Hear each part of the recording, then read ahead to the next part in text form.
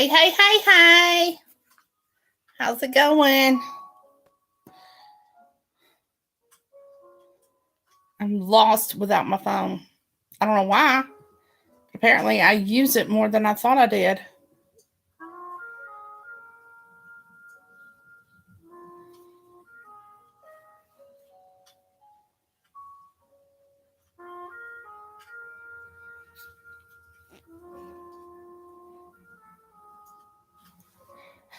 How's everything going? My hair. It just wants to fluff. It's driving me crazy. Thursday. It's supposed to be here Thursday.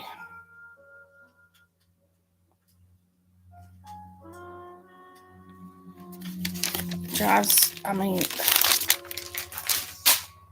just, ugh. Is the music too loud?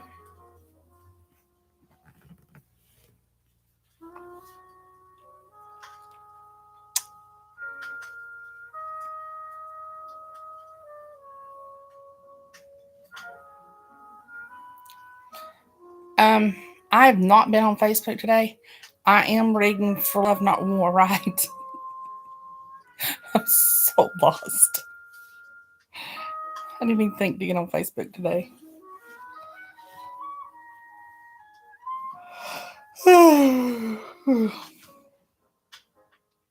I have subscribed to YouTube Music since my TV is a Google TV.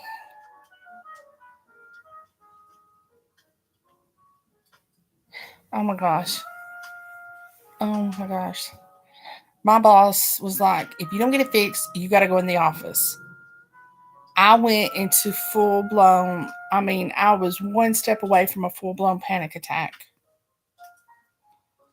I was like, I cannot go in the office. I cannot go into that office right now. I was like,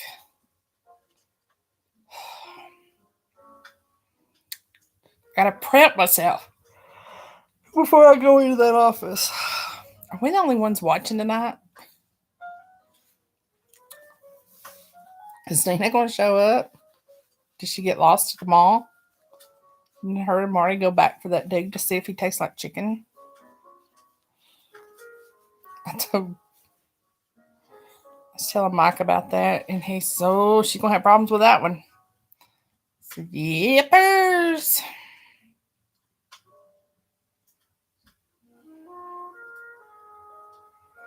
This music actually, it's like a jazz playlist. That's what I was just asking. I don't know where she's at. You'll have to text her. I can get on either one of these devices, but I'd have to close out of everything I got going. But now this is jazz music. Oh, excuse me, relaxed jazz music. And it comes with a fireplace scene.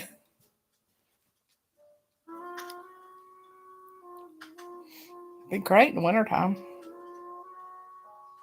It's a little much right now. Oh my gosh, that was so hilarious. I wonder if the author's going to show up. Miss Shirley, how are you, sweet pea? I was hoping I didn't lose you. As you can see, it's all nice and pretty out there now. It's daylight.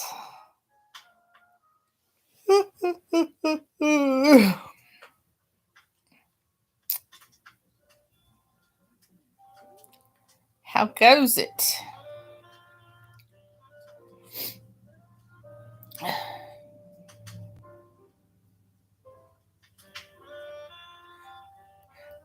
Fancy, do you know if I'm supposed to read anything specific or just start at the beginning? I am doing... How am I doing? I think I'm doing okay. I'm not going to swear to it. My phone crashed Saturday. I still don't have it replaced. I got a new one coming Thursday.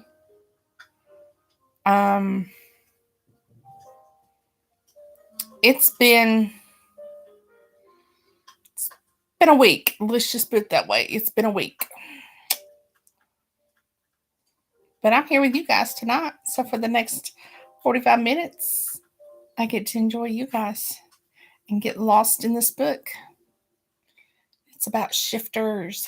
Yay, wolf shifters.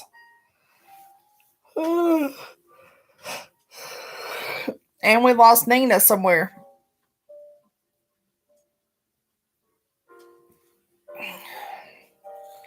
She went to go do some have-to shopping, and we're not sure if she came back. She might have gotten lost. She might have ran away. I know, I do too. This one, I've read a little bit of it, and it's, every shifter book's kind of got its own different take, because the author, since, as Raven likes to say, how do you know shifters and vampires aren't real? Have you ever seen one? Just because you haven't seen one doesn't mean they're not real. And everybody's got their own take on shifters, their own way of doing things with them. And this was a little different too. Excuse me. I still have not gotten rested up.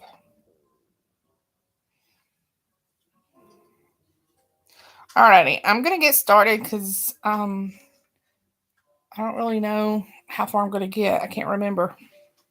But yeah, we're going to get started and see what we got going. Somebody can somebody message Jackie too, just to let her know. I don't know if Jade's going to be on here or not. All right, chapter 1, Tegan. It'd been 7 years I'd been looking for my mate. He seemed to be avoiding me, and it was becoming a pain. But finally, things were starting to feel right. I sat back in my seat on the flight, thinking about how all of this had happened. I wish that I could just deny my ancestry, but I can't deny genetics. I am what I never thought I'd be, never dreamed of. I adjusted in my seat and looked at the man that didn't ask to be my protector, but he is, and he never complained about it. He remained steadfast, and my sensei, somebody well respected with the good sense to teach the magnificence from the confines of their mind. That was why I referred to him as my father, though he wasn't biologically. Stop your staring and get some shut-eye, Max stated without looking at me. But I'm not tired, I stretched while looking out the window. The next few days are going to be stressful, Tia. You need to rest. I smiled, loving it when he called me the nickname he had for me. Yes, Mac. I closed my eyes and tried not to think about what would happen when we got to our destination. Woo, get ready, Miss Shirley, they're coming your way. When we arrived in Chicago, my wolf was going into overdrive. Problem was, I had to find him within 7 hours before I was locked away for the next 3 days. I decided to go for a walk in downtown Chicago in order to become familiar with the area. Mac had gone to get the house we were staying in prepared for tonight. It'd become harder and harder to trank me, more like it took more magic stuff to keep my heat contained within my body. My dreams were more vivid. I was positive it wasn't a fantasy, and he could see me. He seemed to be looking at me through a mirror of sorts. When I was able to touch him, it felt different than when I pushed feelings and emotions through to him. I discussed my dreams with a witch, and she was positive I was both dream and bond walking. When I could see him and push feelings toward him, I was moving my thoughts and feelings to him for him to feel. If we could touch, I was in a dream world with him where only we existed. She also told me the mystery man was most definitely Nicholas Tristan, my half-bonded mate. The only way to bond walk was to someone you were bonded to. The surprising part was it wasn't something half-bonded mates could do. It took a great deal of power for fully bonded mates to do it. I was becoming drawn to the wolf he drew, and I was curious if it was mine. The golden color he shaded her was very similar to the color of my wolf. He recently started writing things down for me to see, things he wanted me to do to things he wanted to do to me because we couldn't speak in either the bond nor the dream walking. No sound. He wrote things he knew would drive my heat insane. He still couldn't hear me or see me that I knew of during the bond walking. I hadn't confirmed it, but he knew I could see him. The woman he drew, I was envious of her. I just knew she was lucky to grace the pages of his pad because he drew her doing all kinds of things. And you could tell from the amount of detail in each of his drawings, he enjoyed using her as his muse. I found myself looking forward to this time of the month where I got to be alone with my wolfmate. During other times of the month, it was harder to connect to him. It was always simply during my heat. I was positive I still didn't want to mate him. Maybe. I did want the opportunity to see what he was like before I decided completely. I didn't want to jump into something and have no idea who I would be spending the rest of my life with. Though we'd spent 7 years together, I had no idea who he was outside of our bond. Thanks to Mac, I was educated about the way wolves worked. I had a pretty good idea about my role in the hierarchy and what I needed to do in order to build another strong army of power. I needed to rebuild my pack as soon as I returned back to my hometown with or without my mate. Now that I was in Chicago, I needed to find the pack that ran the area to introduce myself, and then I needed to try to find my mate. A horn honked, and I turned to see Mac watching me as I sat on the bench on the river, lost in all these thoughts. I didn't know how long I sat there, but the water was calming and called to me. It quieted my spirit and urged my wolf to run alongside it. Bright blue waves danced across the pier's rocks, swishing and rocking me into a state of relaxation. Freedom. Thank you, Vincy. I nodded, agreeing with my wolf. She was becoming my best friend, and I knew the idea seemed crazy, but she knew all my secrets. She pushed me to throw caution to the wind when I wanted to plan things out. She didn't care about responsibilities right now. All she wanted to do was to find our mate to seal our bond. I noticed at night she chanted to herself as though she were trying to summon our mate.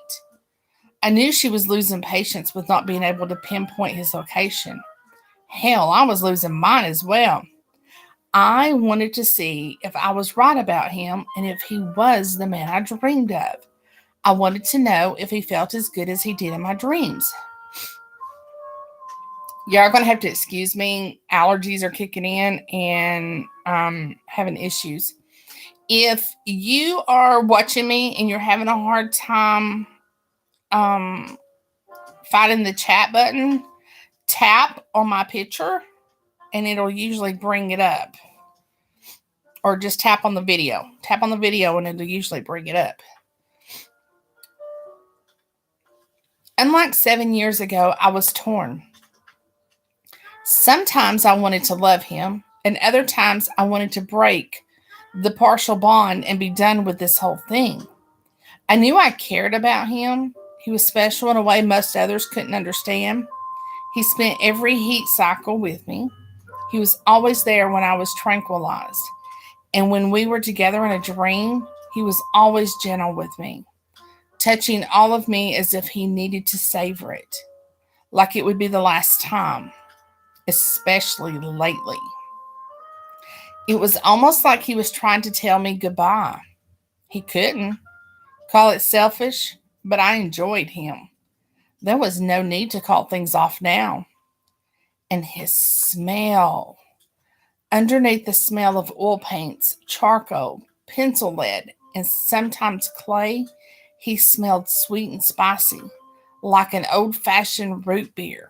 Spicy, vanilla, anise, sweet cream, and a bunch of other things nobody knew was inside.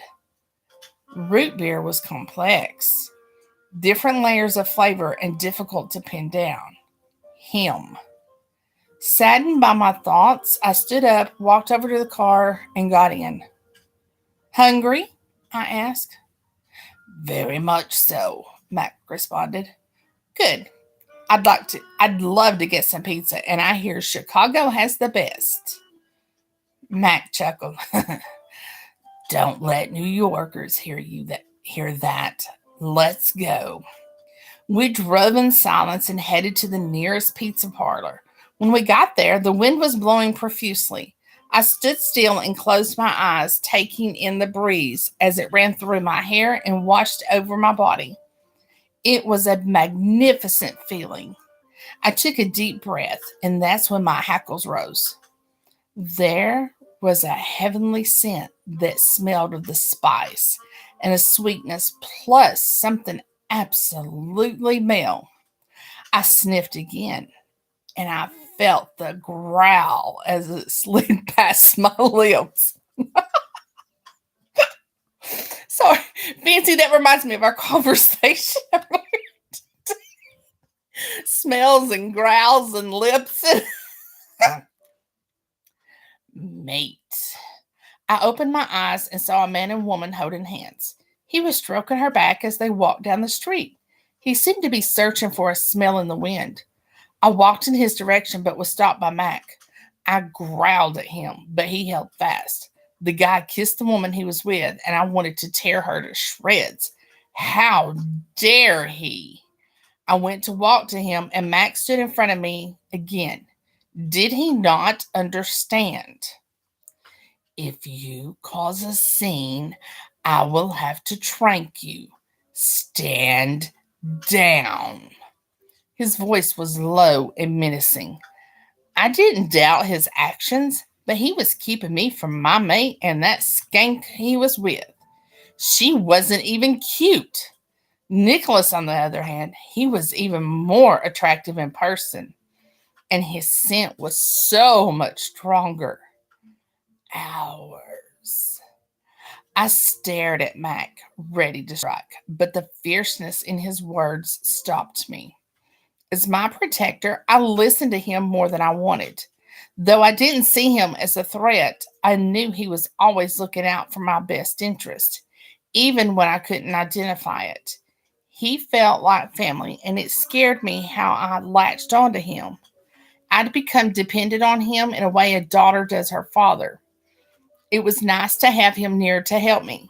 He showed me important things like hunting in both human and wolf form, though I could only half shift. It would come more naturally once I could fully shift. I stood down but kept my eyes on the man walking. Mate, mate, I growled out. My heart was sinking into the pits of my stomach. Why were we letting him go? He was the reason we were here, and the day was coming to a close. The sky was already darkening as the sun began its descent. Time was running out. I know.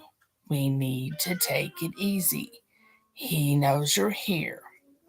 Think you can settle down to get this pizza, or do we need to go with something different? You look restless. Mate, I growled. I wanted him now. Urges I'd had before were minuscule in comparison to what I was feeling now. He was near. Same airspace as me, and I was being denied the very thing I'd chased for years. No, I wanted him. My wolf was even more pissed than I was. I was trying to keep her back while I talked sense into Mac. I'm done. I'm done talking. Mate. Tia, let's go. Mate! I felt my wolf taking over, and I knew this was bad. I looked at Mac, and he had it covered. I felt a sharp pain in my hip, and then everything went dark. Tegan, 7 years ago. After cheerleading practice, I was racing to the showers before going home. It was a rule to shower before we could leave the gym, and the consequences of not following the rules wasn't how I wanted to spend my next practice. Hypersensitive to sound for the past few weeks, I constantly had a headache. I figured it was my menstrual cycle causing all the havoc within my body since it happened every month around the same time. It just seemed to progressively get worse month after month. There was acute sound, extra depth perception, soreness in my muscles, being in tune with nature, and most importantly, the need to have sex. Just any man wouldn't do. There was a scent I craved, one so particular I didn't know if it was an ingrained memory or something I'd encountered. Back in the locker room, I dressed and headed for the exit. When I opened the door, the rain was pouring down. An irritated sigh escaped me. I didn't own a car, and my aunt was at work. I decided to make a run for it. The campus was absent of any other activity, so I couldn't ask anyone for a ride home. I blinked repeatedly as a high pitched shrill echoed through my ears. I stopped mid step and closed my eyes tightly, trying to figure out where the horrible noise was coming from. It grated on my nerves, disturbing me and making me shake. My breathing escalated, and I tried to focus on anything other than the shrill pitch. But it had its claws so deep in my eardrums I couldn't ignore it. When thunder sounded in the sky, it added to the chaos wrecking my body. I fell hard to the ground, gasping for air and reprieve. My muscles tensed, and my body folded into itself. I growled as my ribs felt as if they were breaking one at a time, extending my frame. The rain was like needles on my skin, engraving the memories of this moment, making it impossible to forget. My spine popped in places, and my bones were grinding against one another as it lengthened. My body was lifted, seeming to float away. I would have sworn I was being called home to the gates of heaven until I was set on the passenger seat of a car, followed by a car door being closed. My gums were hurting from my teeth chattering and grinding, but I could do little to control it. I tried to look over to see who helped me, but lightning blazed in the sky, blinding my view. I turned into the seat, shielding my eyes and praying for relief. My screams made me wonder if this was more than my menstrual cycles, something I couldn't fathom. It didn't make sense what was happening. Pain vibrated everywhere, and maybe if it was so bad that the rest of it was just a really bad hallucination. There was no way that my body could do the things I thought it was doing. It was anatomically impossible, and that only left my wild imagination. It was blowing my cramps out of proportion, changing my reality into something unnatural. As another wave hit me, I moaned loudly and begged for it to stop. Please help me, I cried as I squeezed my eyes together. It'll it'll get better, I promise. I heard the deep male voice and my body went on alert. Who are you? Tegan, it's me, Mr. McClay. I'm going to make it all go away for you. My ancient history teacher? I tensed again, but this time with alarm. I was in Mr. McClay's car, too weak to defend myself and alone. Where are you taking me?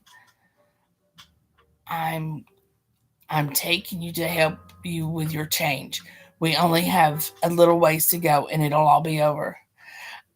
I just want to go home. Before I could finish, a sharp pain and a volatile spasm attacked my body so intensely that I couldn't hold back the terror as I screamed in fear, Please, God! I felt the door open behind me and was picked up to be taken into a house where I was laid on a bed. I rocked as a light layer of pain flared throughout my body at once.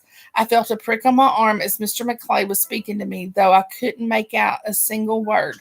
I growled loudly while moving away from the source of the pinch. I moved before he could inject me with whatever it was in the syringe. Tegan, it's the only way to stop the pain. It's a light tranquilizer that will help, but it'll burn off by morning. Please let me do this for you. He seemed to be pleading with me, almost as if not helping me would hurt. How do I know I could trust you? I shivered, but couldn't tell if it was from fear of the pain or chill from the rain soaking my clothes. I don't know how to convince you I pose no threat, other than to say I could have done you harm back at the school. I didn't need to bring you to my home. I want to help you. I don't know if you have anybody else to assist you with this problem. It's your call, though. As the pain came in more waves over my body, I nodded quickly, needing help more than I was afraid to admit. This would be a mistake I couldn't take back. He could be a serial killer who stalked 18-year-old girls for fun. He could be the key to the overwhelming pain brutally abusing me from the inside out. A cramp grasped my entire body at once, stealing the air from my lungs, rendering me desperate. Give it to me! Mr. McClay leaned down to give me the injection. I held still this time and moaned in acceptance when the pain began to lessen all at once. Instant relief and waves came in the same pattern the pain had. I laid there as the liquid worked in my veins until I fell asleep, finally able to relax. Chapter 3, Tegan. I tossed and turned, dreaming of a boy. No, a man with the most beautiful smile I'd ever seen. He had a long black ponytail and he looked exotic. He was attractive and his features were strong, but underneath all that muscular exterior was pure male intuition. Men have intuition. It ain't as good as females. I could feel it radiating from him. He was sitting at my desk, drawing something, so focused I wanted to divert his attention to me. In my dream, I entered his office and sat. All right, he was sitting at a desk. I think I said my desk, sorry. In my dream, I entered his office and sat on top of his desk where he proceeded to seduce me. We kissed, and the initial contact created a pulse against my clit intensely. I gripped his shoulders, pulling him closer, needing more of him to satisfy the appetite he'd stirred. We were bold, taking and giving what we wanted until he changed the rules of the game. He reached beneath my skirt, stroking my slit while staring deep into my eyes, almost as if he dared me to protest. He controlled my body with ease, and my desperation for him rose. Submitting to anyone in that way went against the grain. I hated being vulnerable, but with him it seemed right. His dark eyes spoke volumes, while his lips remained closed against mine. I moaned against his mouth, needing him to give me more or to make all the sensation stop. He could do both, or one or the other, but doing nothing would reduce me to begging for what I needed. Knowing the decision was in his hands instantly turned me into his prey, something he reveled in. Stuck between a rock and a hard place, I was forced to play the hand I was dealt. He gave his approval to me when I wrapped my legs around his waist, opening completely to him and more of his touch, but also completely submitting to his will. A growl rumbled from his chest as he slid inside of me, sending me over the edge of oblivion.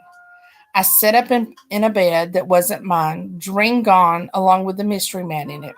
I was breathing hard while looking around the room, hoping it was real.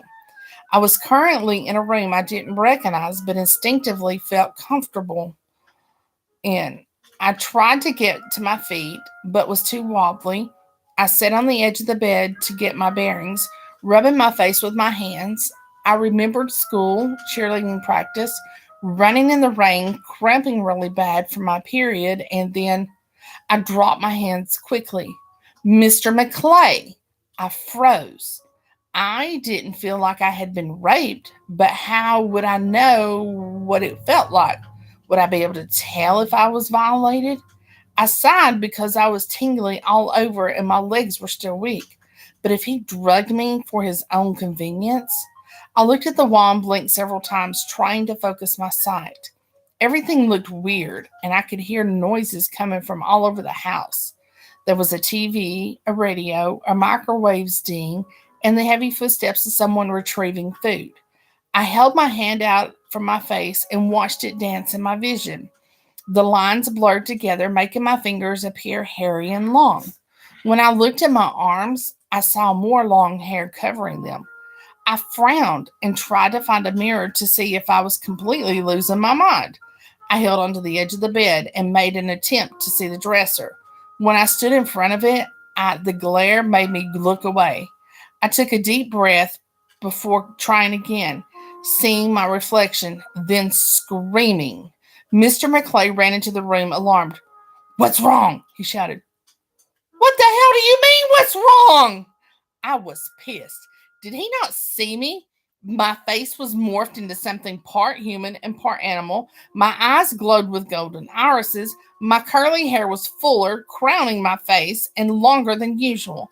My brown skin was now clear of imperfections and shining bright, but only on the top right side of my face. The rest covered in hair. My nose had an elongated muzzle and wider mouth with canines. My left ear was high on my head, while the right one was set into its normal position. How could he ask me what was wrong when I looked like that? "You just screamed like you saw a ghost." "What did you give me?" I asked. "Give you? I'm clearly hallucinating, seeing myself as some sort of animal and all. It was to be because of the drugs. It has to be because of the drugs you gave me. What was in that syringe?" "You've never shifted before?" "Shifted? What was he talking about?" Oh boy. Mr. McClay took a deep breath. "What the hell?" "Tegan, we have to get you to calm down so you can shift back." "Shift? What do you mean, shift back?" I look at him like he'd lost his damn mind. "Your wolf is trying to take over, but something is preventing it. You're going to have to calm down and talk to her so that you can regain control of your body." "Talk to who?" "Tegan. Sit down on the bed so we can get through this." I didn't like the tone of Mr. McClay's voice, but he seemed to be the only person that knew how to make this bad dream go away. I sat reluctantly and looked at him. "Close your eyes," he said. He said, I forgot to get water, y'all. I did it and waited for its next lesson. I'm going to have to not do the male voice, y'all, until I get this tickle out my throat.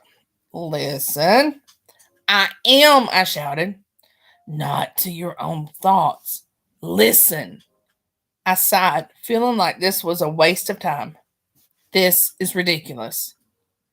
"Maybe, but listen." I shook my head and sat quietly with my eyes closed, listening. This was stupid. But then there was a faint voice seeking my attention. "Must mate. Find our mate."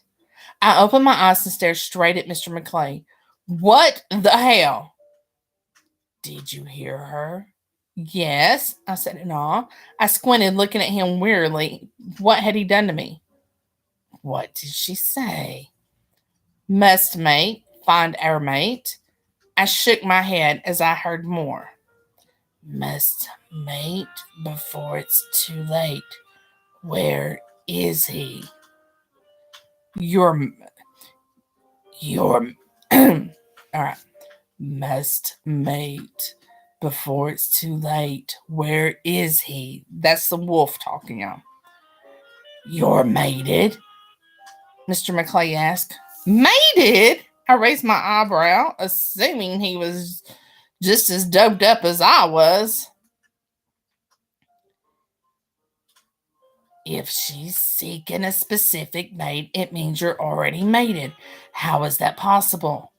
I started to stand but stopped short when I heard a loud roar in my head.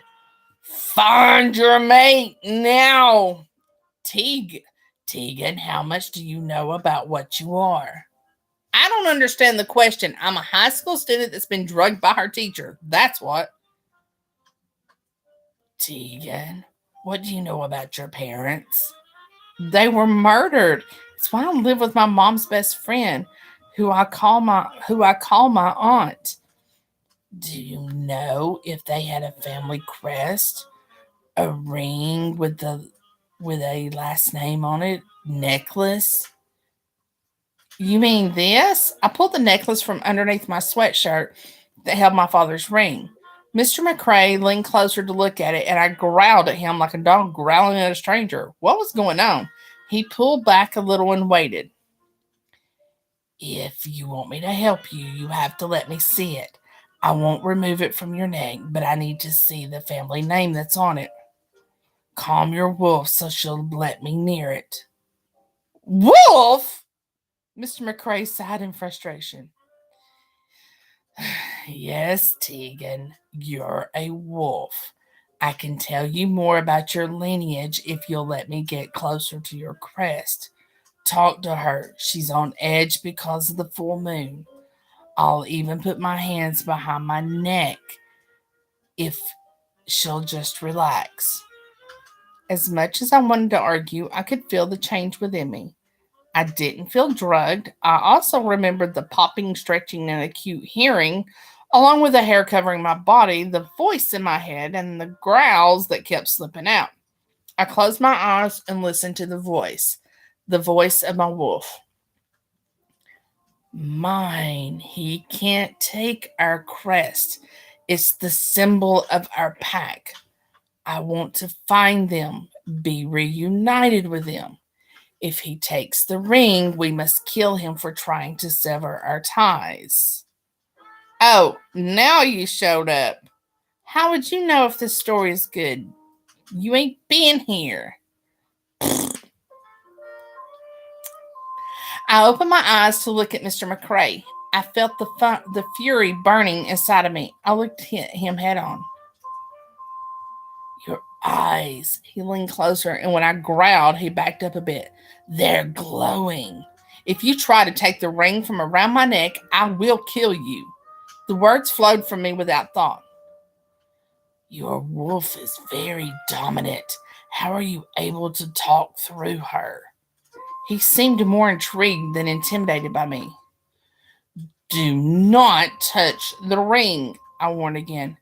Understood, but I need to see it to help you. I nodded. Why couldn't you respond? Excuses, excuses. Mr. McCrae leaned forward slowly, keeping his hands behind his back. He tilted his head and squinted. I lifted the ring so that he could see it, and I knew the exact moment he understood the gibberish on it. I dropped it back into my shirt and waited for his response. He stood and walked out of the room. Minutes later, he came back to the room with a thick book. He opened it and found the page he was searching for after a few minutes. He showed me an image of the crest that I'd stared at many times over the past years. The paragraph beside it described my mother and father and how they were great leaders and mentioned the epic tale of their lives. It also mentioned their pack was the strongest pack of the Eastern Division of the United States. We need to talk to your mom's best friend. Maybe your parents left you some things to explain all this. For now, we have to talk your wolf down so I can get your human side in control. We need to find out answers today because when nightfall hits, your body is going to need to shift again. If you can't, we need to know so you won't be in pain and caught off guard again. My wolf calmed a bit after hearing the information. Instinct says we can trust him. I don't like it, but it's a necessary evil to learn what's going on. I'm not going anywhere. I'm a part of you now and will defend us if I need to. Let's see where this goes. Without prompting my wolf, I regained control of my body and all the hair that had been present disappeared. I stood up and raced to the mirror, seeing only one trace of my wolf. There was a gold ring around my pupils. She was right there in reach if I needed her. Accepting this outlandish thing, I smiled and turned around, prepared to see where this would lead me. Ready? Chapter 4: The King and Queen. Natalia was a guardian, seer, and queen of the Tuscan clan. She was preparing herself for the coming journey in which she knew she had to partake. It was her duty as a mother to ensure her children were to carry on the mission, one that was sacred and essential for the safety of her wolfdom. She looked down at her children with awe as she contemplated their destiny. She was a seer, bound to the earth to see it as the wind chose. But even she had limits.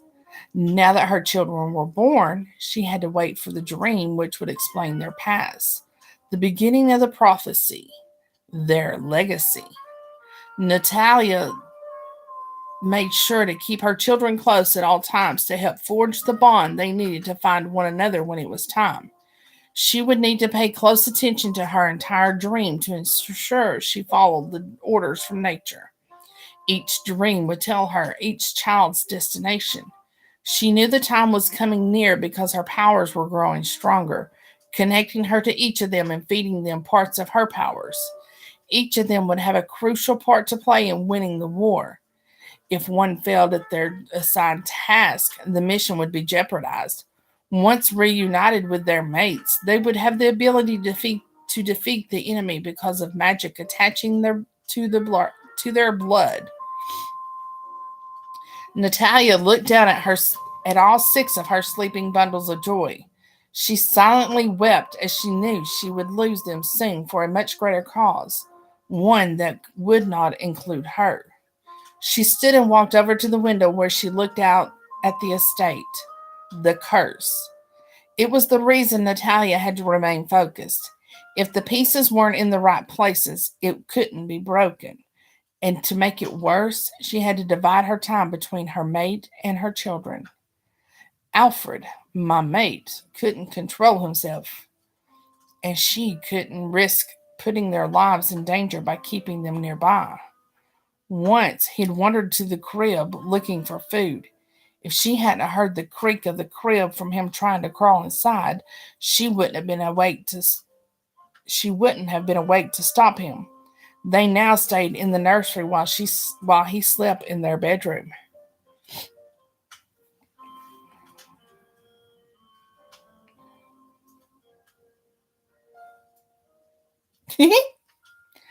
One day, she hoped her children would move back there with their intended life mate to forge a family so big and powerful they would be invincible, a force to reckon with, the kind of leaders their pack followed by choice, unlike the siege they were under now. Being hopeful seemed silly when so much had to happen for things to become a reality.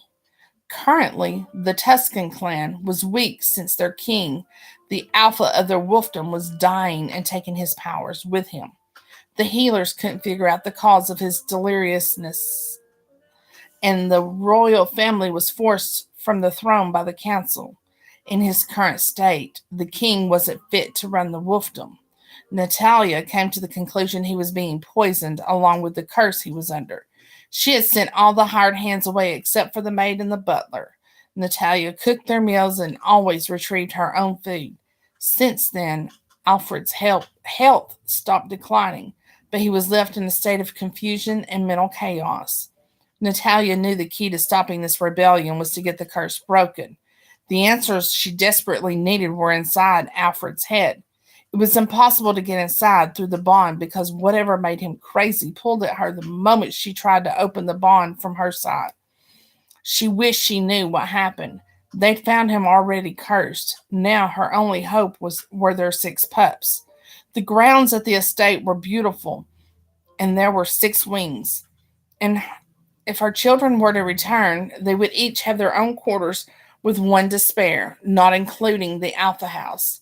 A lot of the families living near the estate had begun to question things because they saw so very little of their alphas. Natalia and Alfred had successfully ruled for several decades. She'd hoped their followers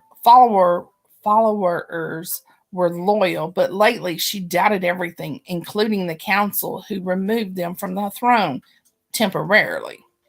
Natalia knew they were plotting to take over the wolfdom, and she could take her children with Alfred and leave. There was there was nowhere to go. Who was she supposed to trust? They'd be vulnerable. A woman with 6 babies. Imagine that, y'all. Too short of Aquamom, is that her name? The best plan was to get the babies on their way, and then she could focus on Alfred. Natalia knew at least 2 of her sons were alphas. They bore the marks on their forearms. That didn't tell her anything about the rest of her children who didn't bear them.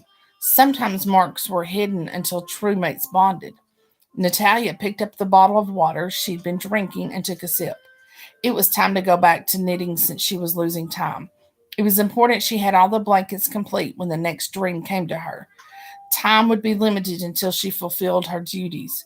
She knew once her mission was complete, the curse would begin to consume Alfred even more. Natalia wouldn't be around to tend to Alfred, and he wasn't allowed to be on a seer's journey. She hoped she was doing the right thing by choosing their offspring over her mate. Heart heavy, she knew what she had to do. Hours later, when her fingers were sore from knitting the name into the last blanket, she stretched her body slowly. Soon it would be time to nurse. She quietly left the room and locked the door behind her. Then she walked across the hall to her bedroom. She unlocked the door and walked in quietly. She stared at the bed where she saw a massive gray wolf lying in the middle. He was thinner than normal, but his frame still radiated power. She walked over to him slowly, trying not to alarm him. Alfred, my love, it's me. She heard snoring and smiled. She would forever love this alpha half man, half wolf.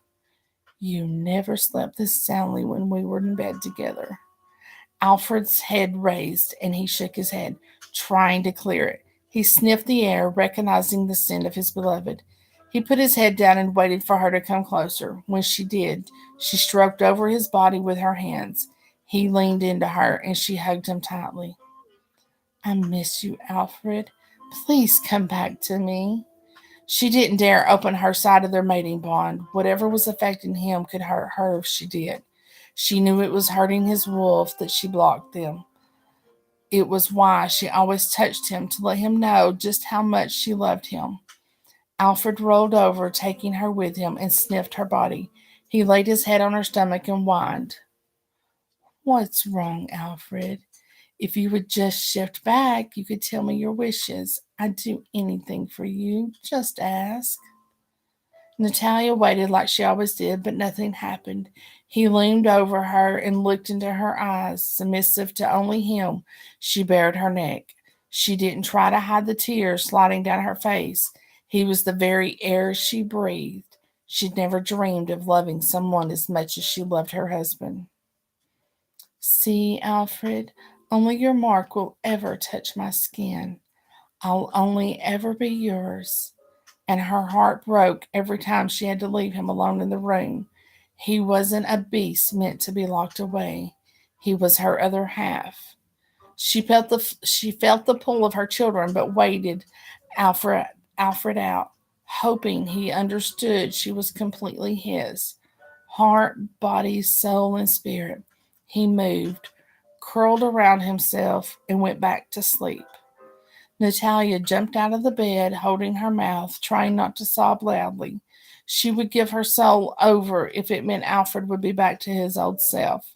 Seeing him that way was tearing her apart on the inside, but she had to keep a brave face for everyone. She wouldn't walk away. She wouldn't appear weak, no matter what was happening. She was the queen, and her mate was her king. When she backed out of the room, she locked it, leaned back against the door where she rested, and tried to regain her inner strength. When she felt composed again, she went into the nursery, closing the door behind her. She stripped down her clothes and shifted into a beautiful white wolf. Her tail had specks of brown all over it, and she swayed it back and forth as she walked over to her babies. She sat down in the middle of the floor as she watched them all shift and walk over to her. They were much stronger, aware, and advanced than they should have been. Her time with them was running out. They were too knowledgeable for pups born only a few weeks ago. She stood bracing herself for the initial little pinches of pain as they all lashed onto her nipples to feed.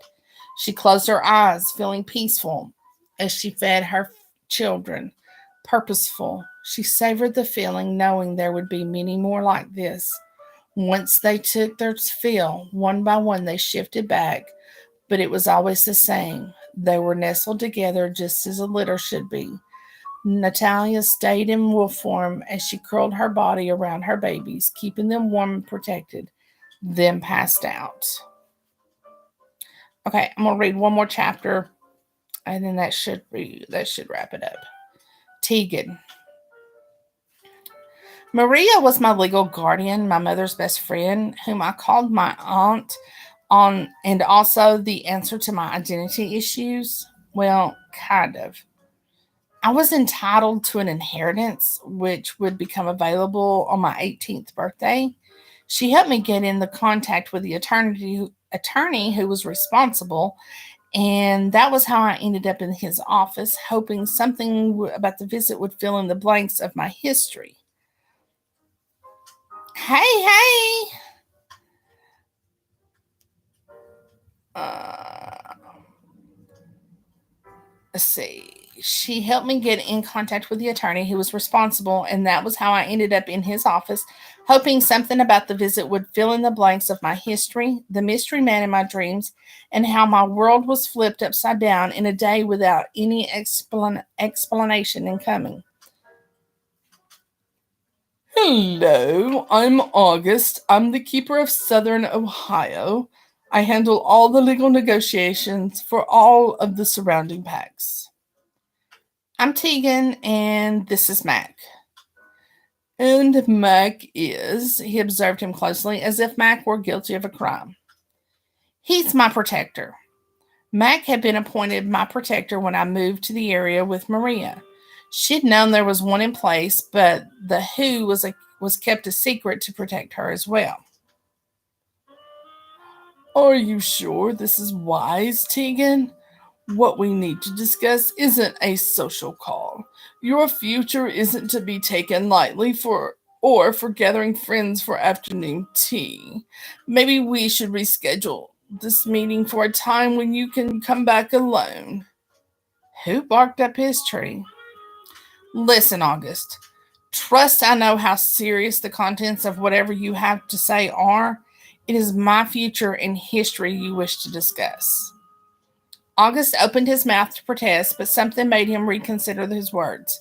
The something I referred to was the wolf inside me, playing close to the surface, ready to strike. Mac told me I'd be on edge because of the moon. He wasn't lying.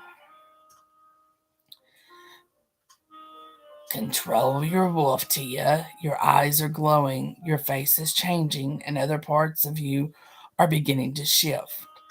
I won't let anything happen to you, I promise. I'm right here, Mac whispered. The change was making me feel things. My normal me was already bold, and the new me dared anyone to challenge my actions. My senses were hyper aware of everything. The plant in the corner of the room being lightly ruffled by the air coming from the vent, the tension in Augustus shoulders, the pulsing of the blood at his temples, which made the vein pop there, the flexing of Max's hand as he stood impatiently next to me, the coffee stained drips on Augustus tie, and the sound of his secretary sweet talking her girlfriend on the phone. And I had to process all this information and more at the same time. I took a deep breath, hoping to control the emotions coursing through me. There were so many, and I seemed to be feeling them all. Before I can show you what's inside the box, you'll have to give me the code to open it. He looked at me warily. I didn't trust me either. I was unsettled and ready to strike. Who knew what I'd do? I looked at him as if he'd had two different heads. I had no clue what he referred to. What code? He stared at me, waiting for me to give him some kind of validation I didn't have. You should have been given a code. He walked over to the box and began to lift it. I'm sorry, Tegan. Wait, I panicked. The information I desired was right there at my fingertips, and the only thing stopping me from getting it was a damn code. I tried to think of a number that would have mattered. I checked the business card I was given by my aunt, and there was nothing on the back of it. I shook my head, not really knowing what the code could be. Check the ring. I pulled the ring out of my shirt and checked the front, seeing nothing. I checked the band, and there was an inscription, but that wasn't it. I looked at the underside of the ring, and that's when I saw it. There was a number that was inscribed there. 118Y? August tapped it into the safe box, and there was a ticking noise before the door popped open. I walked over to it and watched August pull out a file and push the box out of the way. Was this it? A file? How much info could possibly be in there? My entire existence fit in a folder. It says here you're half mated. Your mate belongs to the Tuscan clan based in Canada. Have you had any contact with him? Mate? You mean like an intended life partner or a friend? Intended life partner. His name is Nicholas Tristan. I don't understand. I glanced at Mac, but before he could offer assistance, August began flipping through some paperwork and read a few pages. It seems as if your pack was looking for an alliance and they found one. The Tuscan clan agreed to be an ally if they could secure it with a mating. It was secured by a smaller pack here in the U.S., where your mate was living. It seems the age of the two of you at the time required a half mating ceremony, which was conducted. Too young to be fully bond, they connected you through a small blood exchange. It connected the two of you until you were of age and able to perform the full ceremony by yourselves. Until you fully mate, you won't be able to shift completely or come into any dormant powers you may have. Powers? What if I don't want to mate with him? I didn't want to look stupid in front of the pretentious lawyer, so I held additional questions for Mac in the back of my mind for later and focused on the answers I needed specifically from August. Because it was an alliance formed, you'll have to go to him to break it. Otherwise, it'll drive you and your wolf insane. Males aren't usually affected as badly since they can still have sex. Female wolves can't. He gets to bed whomever he wants and I can't? Who made these stupid rules? Essentially, the rules are biological. Males are meant to grow the pack by providing seed as needed. The females are meant to keep those seeds safe. That's bullshit. I frowned and looked at the file. How do I find him? My guess is Chicago, though his pack hasn't reported his whereabouts since your pack was overthrown. Overthrown? Yes, the reason you were placed with your mother's friend is because someone was out to destroy your family line. Your mother sent you with her friend for safety. Your father was killed and your mother was never found. If anybody from your pack is around, they are also in hiding. A pack called the Secura are currently living off of your family land. My wolf tried to push forward to lash out. I pushed back, trying to find out more information. I knew she was just as upset as I was, but there wasn't anything we could do until we broke the mating. How is the bond broken? He has to go to the witch that serves his pact until the treaty created. You have to make sure you stay clear of him while you are in heat. You won't be able to hold your ground if he smells you. He'll claim you rightfully, and there's nothing you or anyone else can do. I didn't miss the look he gave Mac. The intensity of it was something nobody could miss, and the way Mac was grinding his knuckles told me he didn't appreciate it either. What else is in the box? Well, there's account numbers and passwords for you for the financial institutions holding your inheritance and also the income of the pack.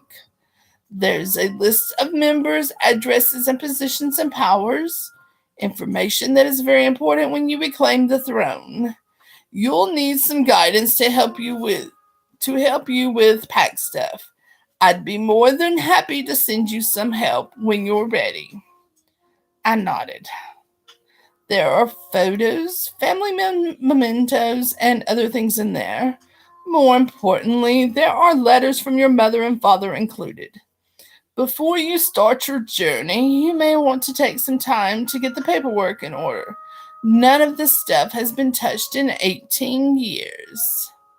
I nodded and tried not to feel overwhelmed. Do we know who overthrew my parents? Nothing has been confirmed, but we think it was your uncle, Thomas. I nodded and grabbed the box to sift through it. I didn't know Thomas, but he'd be in a rude he'd be in for a rude awakening when I showed up to take what was rightfully mine. There were some gold pieces and crowns included in the box. I closed it and looked at the lawyer. Thanks for everything. He nodded and carried the box to the car, and I carried the box to the car. We went to the bank, listed in the documents, and I took the first steps of claiming the throne for my parents. Just a little bit more, and we'll be done with this chapter, y'all. A few days later, Mac and I sat discussing plans. Maria was on board with Mac helping me with the transition into my new life, but only after she checked in with an old friend of hers to get inside information about him. She stayed with us the first 2 nights, but that night she was working. She would check on me when she was off work in the morning. Mac, what do you mean I have to wait for my next heat cycle? We need to be able to find out where he is. I've got an investigator working on it to help us, but if he's hiding it, but if he's in hiding won't it won't be easy. I need you to pay attention in your dreams so that we can find him. Look for things, anything that will point you in the right direction. That could be months, years.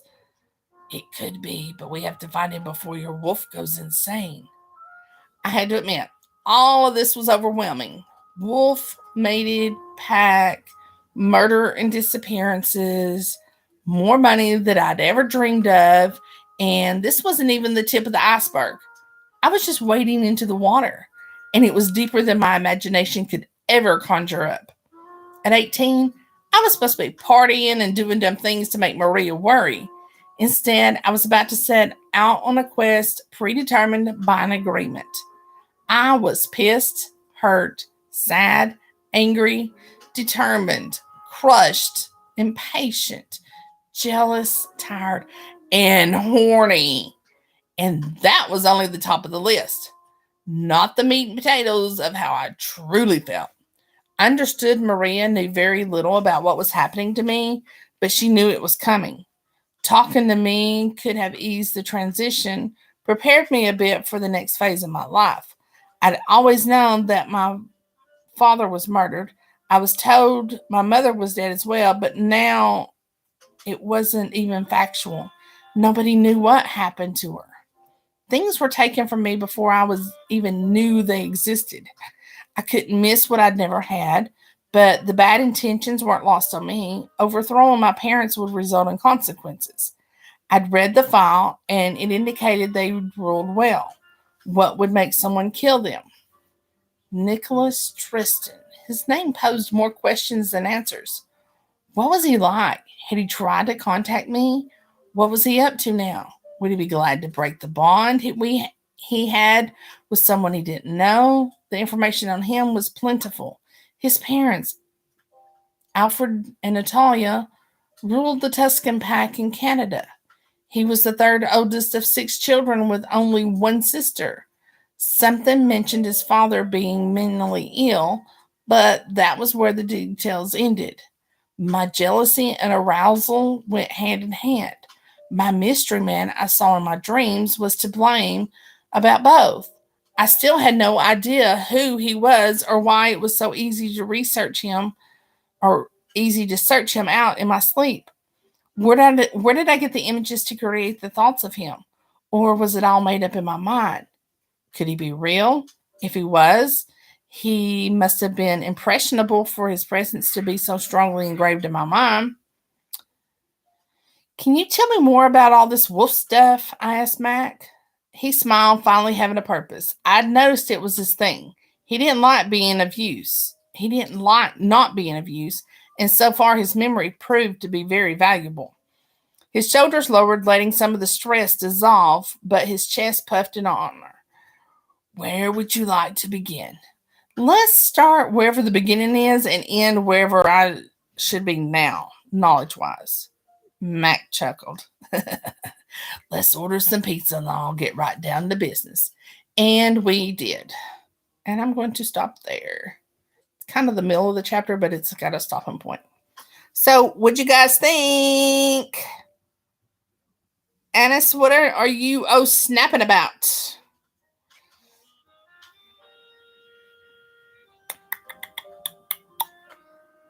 And also, it's $3.99, but it's also on Kindle Unlimited, y'all. So if you have KU, let me read you the little blurb about this because it kind of says a little more.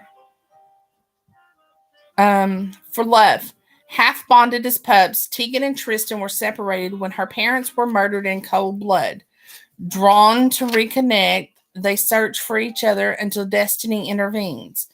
With the need to make ever present, unforeseen obstacles throw a wrench in their plans. Fighting heat, instinct, and love were not their only battles. But will they prevail? Or war? Hey, Jade! A curse was placed on his parents and their kingdom. Something evil tortures them, and the only hope is that one day Tristan will save them. He needs the help of his new pack and a mate to be victorious. Will he fulfill the prophecy that will save his home and overcome the odds, or will his parents endure a lifetime of pain? Tegan wants love. Tristan wants revenge. Is it possible to have both, or will it all crumble before it begins? Alrighty, y'all. Let's see. So $3.99 or free on KU. Yeah, the uncle might be involved. You might be right there. Okay, so Jade, thank you for your patience. I appreciate you letting me read it, and I apologize for not reading it last Thursday. But and it actually I probably could have, but the weather was so horrid around here that I didn't want to take a chance and get halfway involved in it, and then something happened and it cut out. So thank you. All righty. Now then. Oh, tomorrow we got Miss Julia, Jade LaFrance, and Purgatory Apostles. Thank you for understanding. The South has become like the new Tornado Alley when it comes to springtime storms. So Alrighty. Oh, y'all. And come Thursday, we got Michael James's April. There you go, Miss Shirley. You ready, honey? So, all right, everybody.